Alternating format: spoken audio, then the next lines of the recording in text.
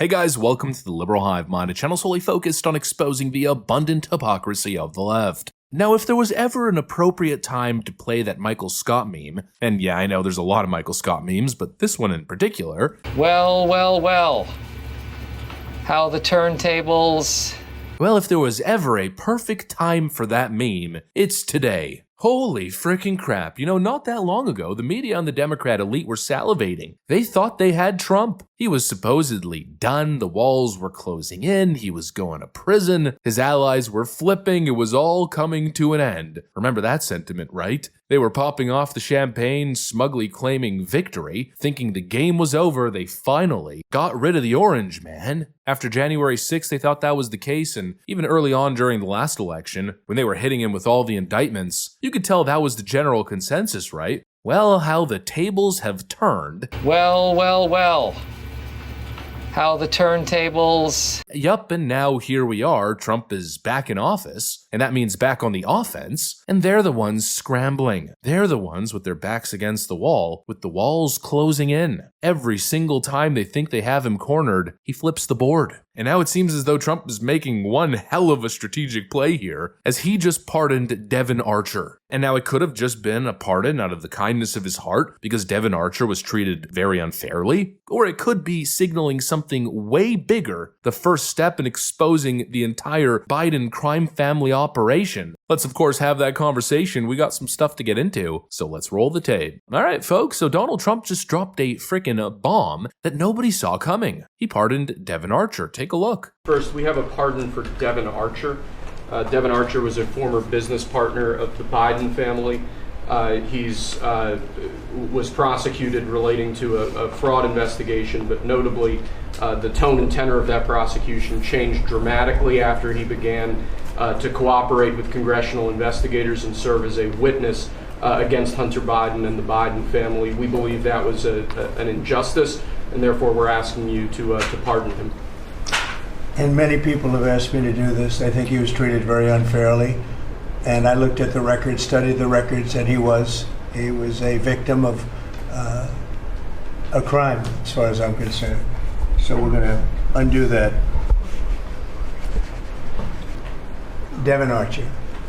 Congratulations, Devon. And at first glance, I'm sure it's confusing to most, even to me when I first saw the headline, but then it took 2 seconds and I started to put 2 and 2 together. I initially asked, well, why on earth would Donald Trump pardon one of Hunter's corrupt business associates? But obviously there's more to this story, and it seems like there might just be an angle here, a strategic angle. I think the real substance behind this pardon of Devon Archer might be all about blowing open the door to the Biden family secrets. Here's the implication: now that Devon Archer is pardoned, well, it essentially clears him of criminal exposure, which means there's now no legal reason for him to stay silent. He now essentially has full freedom to talk. And who better to spill the beans than the guy who was actually in the room for a lot, if not all, of the Biden family's corrupt dealings across Ukraine, China, and beyond. Folks, this isn't just a potential witness, this is the linchpin to the organization. And of course, this pardon isn't just happening in isolation. No, all of this is happening as questions swirl around Hunter Biden's shady pardon. James Comer has already raised some serious flags about the Biden pardons. With these pardons, should we just expect, after all that work you put into it, after all the conversations we've had,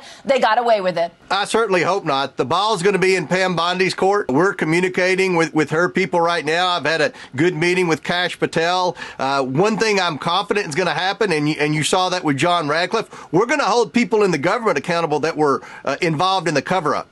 He's already held the 51 intelligence officials that lied to the American people when they said the Hunter Biden laptop was Russian disinformation, when most of them, in fact, knew that it was not Russian disinformation. Now we want to get the people that were involved in the cover-ups, because what we found in our investigation is that there were 4 different agencies investigating the Bidens: the IRS, the Department of Justice, the FBI, and the Securities and Exchange Commission. And obviously they wanted to get to Joe Biden because none of this money would be coming into the president's son or brother were it not for Joe Biden. Every time they got ready to ask Joe Biden, they were told to stand down by a deep state actor. I want those people held accountable. And then with respect to the Bidens, I don't think these preemptive pardons would hold up in court.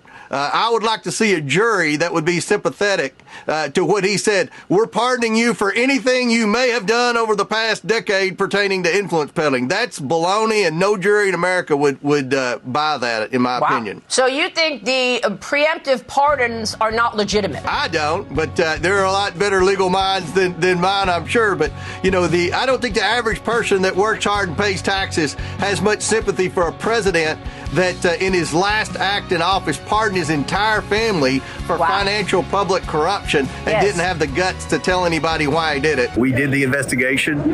Obviously, when Joe Biden pardoned his entire family, that was an admission of guilt. So we're hopeful that the Trump Justice Cabinet disregards the pardons, because I don't think the pardons would stand up in court. This family should be held accountable. Right now, the only person on the planet that has the ability to do that would be the Justice Cabinet. So hopefully they'll do that. They've got a lot of stuff to clean up there. We've done the investigation. We've proven the criminal wrongdoing. The banks caught it years ago. I'm optimistic that Kash Patel will be able to hold some people accountable in the FBI that were a part of the cover-up that allowed the statute of limitations to expire on a lot of that stuff. We got asked the question whether it's even legal to issue a preemptive pardon for unspecific crimes committed over the past decade. Then comes the latest report that supposedly Biden didn't even sign the pardons himself. No, rather it was done by Autopen. So first of all, it is stipulated as evidence now that Joe Biden did not sign that. We proved that. And don't take my word for it, but the Biden staffers admitted to the New York Post that there's a lot of concern in the White House about the prolific use of the Autopen and whether the staffers wielding that power actually had the president's delegated authority. Separate from that, even if President Biden, quote unquote, delegated it, there is an open question to whether he was competent to do so. If he went in and tried to sign for a mortgage or some other document as a basic principle of contracting law, I don't think he would have been found competent. He would have needed power of attorney. And so this opens up a whole can of worms. And in order to, answer the question of who actually was the president, we're going to find out, should President Trump criminally charge the crooks that deserve to be criminally charged, or if Congress calls them in for subpoenas, because they're not going to be able to wave that magic executive privilege shield should Trump remove it, because guess what? That's exactly what Biden did for former Trump.